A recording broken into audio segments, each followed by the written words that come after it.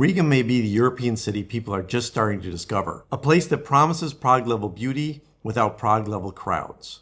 But after 17 days here, the question became bigger than whether Riga is beautiful. It became how a European capital this striking still feels like it has room to be discovered.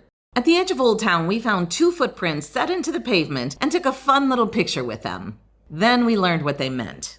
And that changed how we saw the city. We'll show you the beauty, the story underneath it, and what our time in Riga actually cost us.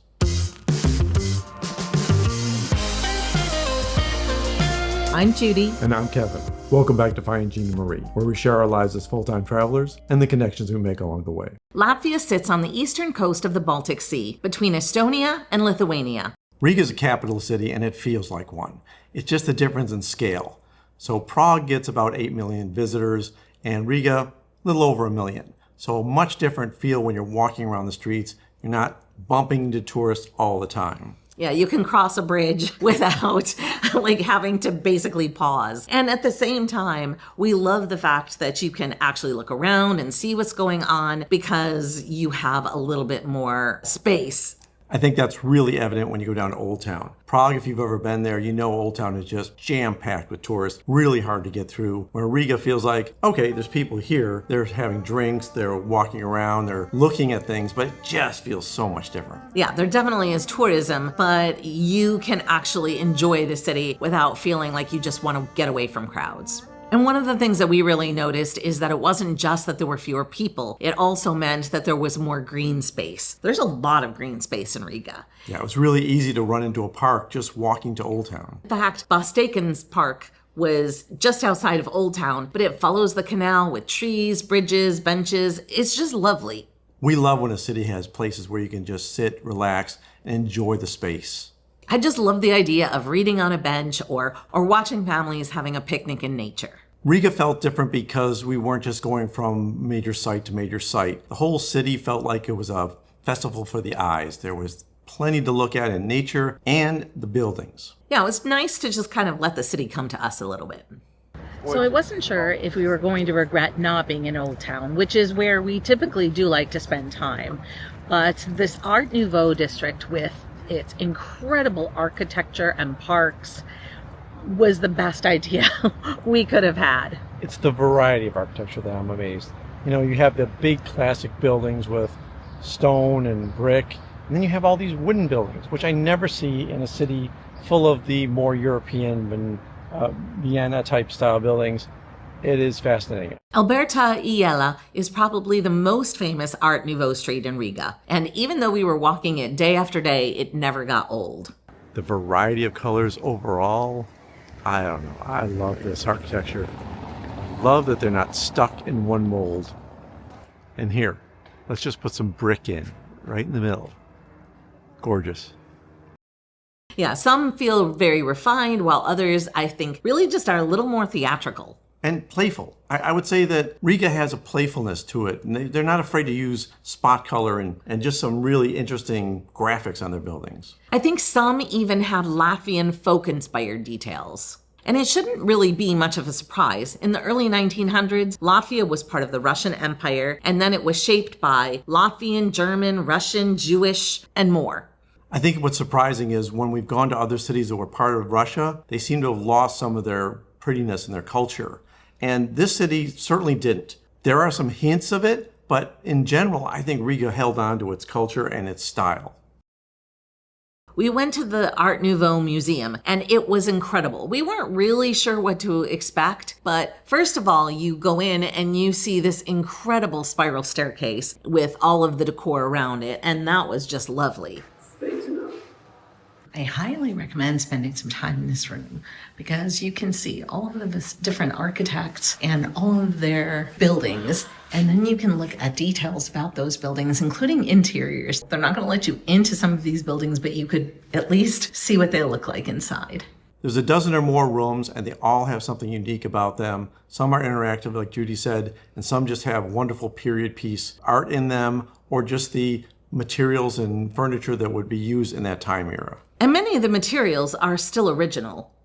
We briefly talked about Old Town. Let's dig into it a little bit more and how it's very different from Prague. Well, first of all, you can walk the streets without them being overly crowded. I think that's the main difference. And the squares are large, so you have a lot of people sitting and enjoying drinks or meals within a big space. You're not feeling like you're crowding through skinny streets. And the buildings are just magnificent. So in addition to just wandering through and looking at the different restaurants and places you can go, you look at these facades of the buildings and you're just stunned. It does really feel like fairy tale Europe, especially because of all of the fancy spires topping many of the buildings. Now, we're not saying there are no tourists here. There are tour groups going through, and you can see them, and some of them were really large, which we always look at and go, not for us. We like the small, intimate groups. Now, one of the places that everybody stops at, and it's on probably every video you're going to watch about Riga, is the House of Blackheads, because it's one of the most photographed buildings in Old Town. It sits right on Town Hall Square with this elaborate Gothic and Renaissance facade. We want to talk about it because it's a reconstruction. The original was destroyed during World War II, and the building we see today was completed in 1999. Which really changes how you look at it. And for cat lovers, you want to check out Cat House. According to legend, a Latvian merchant was angry after being refused membership in the German-controlled Great Guild, so he put cats on his roof with their backsides facing the guild building. Yeah, of course, he had to turn them around. Beyond the beauty of Riga, we were really fascinated with its history, which is very intense.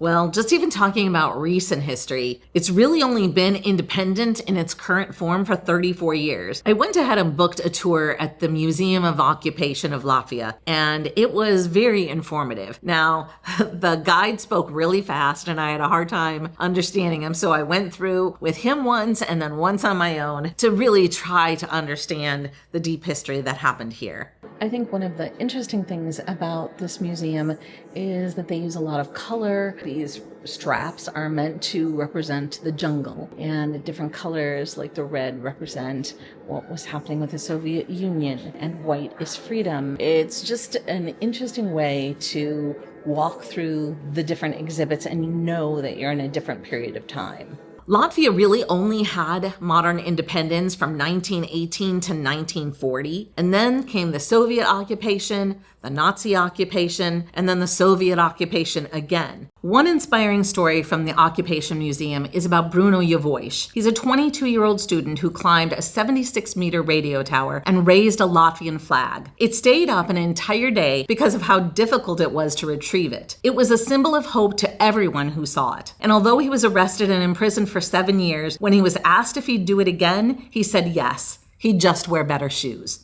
Sharing the same labor camps as Javois was a man named Gunars Astra, a famous Latvian dissident who was imprisoned for speaking out for an independent Latvia during the Soviet occupation. This striking monument honoring him is called Fear Not. It stands outside the court that convicted him. It's a reminder of what happens when a court bends to power instead of standing up to it. As you're walking towards Old Town from the Art Nouveau district, you can't miss the Freedom Monument. Every city has its own monuments, but this one I think is pretty special. It was unveiled in 1935 during Latvia's first period of independence, and it was paid for by public donations. And at the top, Liberty holds 3 stars representing Latvia's historic regions. Near the monument at the edge of Old Town, we found these 2 footprints in the concrete and thought it was just a cute little thing to take a picture of. But then we learned what it meant. What makes these footprints so important is they mark the Baltic Way. In 1989, roughly 2 million people across Estonia, Latvia, and Lithuania joined hands to form a human chain, all as part of a historic, peaceful political protest against Soviet occupation. This chain stretched for 675 kilometers. I can't imagine organizing something like that. And at 7 p.m., the chain connected and was held for 15 minutes. There was no weapons, there's no violence, just people holding hands across 3 countries. And those footprints mark where one person stood. Have you ever been to a place that surprised you because it was more meaningful than it first looked? We'd love to know what city that was. Let us know in the comments. One of the things we really like about staying in a place longer is you get to have experiences and settle in more than you can if you are just there for a few days. One of the routines we like to build into our visits is a coffee shop in the morning. The place we picked in Riga was Rocket Bean. Not only did we get to spend some time with some delicious food and great coffee, but the people there were so friendly. Yeah, after only a few days, we started getting a discount because we were there so often. All of the people who work there were incredible, but we had a chance to spend a little bit of time chatting with Esther, and we wanted to give her a shout out here. And we highly recommend the pastries. They are some of the freshest we've ever eaten. And they even had a raisin roll for Kevin, and you know how happy raisins make him. Yeah, see, that elevates a city right there. If they serve raisins in their pastries, I know it's going to be an A-plus place. One thing I didn't plan for when we visited Riga was the fact of how much daylight they have in the summer. 17 and a half hours. That's how long the light was. Why is it so light at 10 o'clock at night? Well, 10 o'clock and 11 o'clock, and I think probably till 2:30 in the morning. I don't think it ever got really dark, yeah. Yeah, and I think that sunrise was at 4:30 in the morning or something. So It was a lot of daylight. If you live in one of those countries with a lot of daylight, I would like to know how you handle it. I guess the downside is, though, that at other parts of the year, it gets dark for most of the day. Oh yeah, I couldn't take that. That would drive me crazy. Riga's Central Market is one of the most unique places we've ever been to shop for food and produce. Getting there was a bit of a hike. There's also buses and trams you can take to get around Riga. We decided to explore the city on foot for the whole time we were there. Nothing wrong with getting your steps in. Now, a lot of markets are just open air or they have one building. Where Riga is different is they have 5 different Zeppelin hangars. They redid them so they could be used for the markets, and they are massive. This isn't just for tourists. This is a real working market with fish, meat, vegetables, bread, flowers, pickles, pastries, like on and on. And this was a great market for us to find early in our travels because we ended up doing a lot of cooking in Riga. There was no good reason for it except that it was so convenient and the food in the market made it so accessible. So we indulged. One of the things we tried was rupmeza. It's a type of Latvian dark rye bread, but it's got a little bit of sweetness and it was really tasty. There's an entire wing of just fish. We've been through a lot of these fish markets, but the majority of this fish market seems to be dried fish. There's fresh fish here too, but so much dried fish and so much roe. Yeah. I have never seen so much roe, and buckets of it. This is just a very different style of fish market. Yes, and the roe, like there's a photo of the caviar on pancakes which I think is just like very decadent. And like any good market, this also has restaurants where you can go in and grab some food and shared areas where you can just sit and enjoy things. We were there long enough that we were hungry, and so I went to Zupa Good, which is basically a soup stall. So let's just try this sablanka, which is a traditional hot soup, and I saw her put sour cream on and some chives. Oh, it's good. Yeah. Quite tasty. Is that a dough inside a cup or something? The cup is dough. I think you drink the soup and then you've got bread for later. Oh, wow. One of the places that our barista Esther had recommended was the National Library, and we're really glad that we went there. It stands out when you look across the river from Old Town. It's a very unique building with a very modern design, lots of windows, and it looks closer than it is. So by the time you get on the bridge, you think, well, we're almost there. You're not almost there. It's a bit of a hike. But it's a really cool building. One of the things that you have to watch out for is that their 11th and 12th floors have scenic views, but they're often, unfortunately, closed because of private events. And Like the they day were closed. we were there, yeah. Even if you don't like books, this library is worth visiting. The architect that built it also built so many other buildings and libraries. It's fascinating just to walk through that section and look at that. The library is also known as the Castle of Light, and that's because the building was conceived as a modern asymmetrical glass mountain by the architect Gunnar Burkhardt. On our walk back from the library, we took a moment to really experience the river. We love when there's a water feature in a city. There also is even a beach. We didn't get to it. That I probably would have taken a bus. It wasn't that far, but it was a long day of walking. Old Town has a lot more cobblestones than the rest of the city, so for mobility, we give it a 3 out of 5. The rest of the city was really great to get around, at least a 4 out of 5, maybe even a 5 out of 5 in some sections. Voyage Vault is an app we built to make our travel lifestyle easier. We no longer walk around with pockets full of paper receipts or struggle to find our travel documents. Voyage Vault scans all those for us and stores our documents with our trips in a secure vault. It keeps our spending on track, even when we use cash in a different currency. And all our reservations are one tap away to make planning and travel days painless. Voyage Vault is available now in the Apple App Store and runs on your iPhone, iPad, or Mac. Before we give our final thoughts, let's talk about what it costs for 17 days in Riga. We traveled from Ljubljana, Slovenia, and that was $460 by plane or $230 per person. Accommodations in the Art Nouveau district through Booking.com were $1,439 or $85 per day. Getting around the city cost $47. Dining and groceries were $32 per person per day. Bear in mind that we shopped more than we ate out at restaurants. Activities cost us a mere $29, and the total cost was $3,201.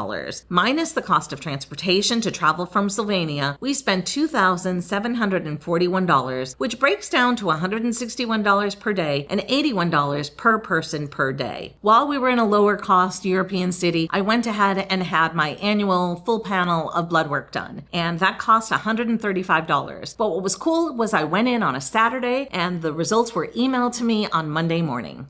So what did you think about Riga? I think Riga is a very cool city. I am impressed with the architecture. In fact, if you're a fan of architecture, you will love the variety.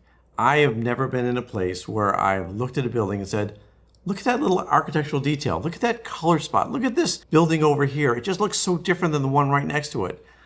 She probably was bored when you talk about it. I love them. I love them every bit as much as you. And everybody was with cameras and looking up at all of the different little details. But you could do it because it wasn't crowded. And so it wasn't a big fight to get your pictures taken. Yeah, because we were in the Art Nouveau district and there's a special street that everyone goes to. Several streets. Yeah, but you think they would be just packed. And they were not. So it was fun to walk around a city without having to fight crowds.